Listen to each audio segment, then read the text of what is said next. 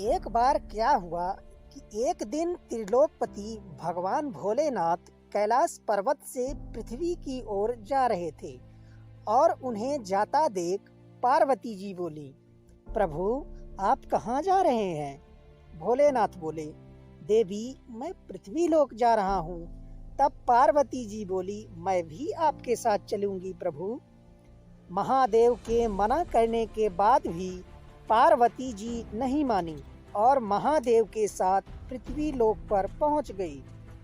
घूमते घूमते पार्वती जी को भूख लगी और बोली, प्रभु मुझे भूख लगी है, मुझे खीर और खाण का भोजन करना है।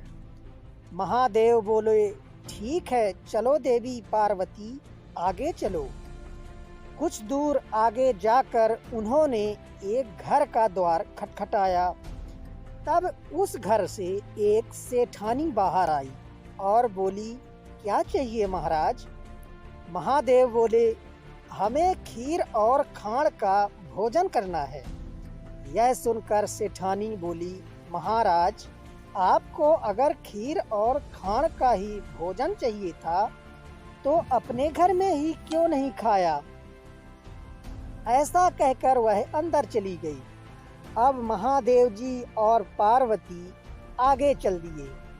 कुछ दूर आगे जाने पर उन्हें एक बुढ़िया माई मिली और बोली, आओ महाराज बैठो, आपको क्या चाहिए था? महादेव बोले, देवी पार्वती को खीर और खाण का भोजन करना है। तब बुढ़िया माई बोली, महाराज आप बैठो, मैं अभी लाई। ऐसा कहकर बुढ़िया माई एक लोटा लेकर चल दी।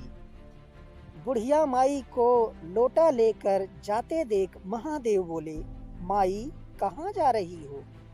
तब वह बोली, दूध और चावल का खाण लेने जा रही हूँ महादेव। तब महादेव बोले, माई तुम अपने घर में जाकर देखो, दूध खाण और चावल के बर्तन भरे हैं। बुढ़िया माई अंदर गई और बर्तन में भरकर खीर बनाई। महादेव जी और माता पार्वती को खिलाया और उन्हें भोग लगाने के बाद बुढ़िया माई बोली, महाराज बची हुई खीर का क्या करूं? मेरे घर में तो कोई नहीं है। तब महादेव बोले, बुढ़िया माई आंख बंद कर लो। बुढ़िया माई महादेव के कहने पर अपनी आंखें बंद कर ली। कुछ समय बाद महादेव बोले, माई आंखें खोलकर देख। तब बुढ़िया माई ने आंखें खोलकर देखा तो उसके घर में बेटा बहू और पोते पोतियों से भरपूर परिवार हो गया। यह देखकर बुढ़िया माई बोली, महाराज अब मैं इस परिवार को कहाँ रखूं? मेरे तो यह एक छोटी सी झोपड़ी है। महादेव ने जाते जाते झोपड़ी को एक लात मारी और वह महल बन गया। बुढ़िया माई इसके बाद खीर की कटोरी भर भर कर बांटने लगी। ऐसे ही वह उस सेठानी के घर खीर देने पहुंची। सेठानी बोली, तेरे घर खीर कहाँ से आई बुढ़िया?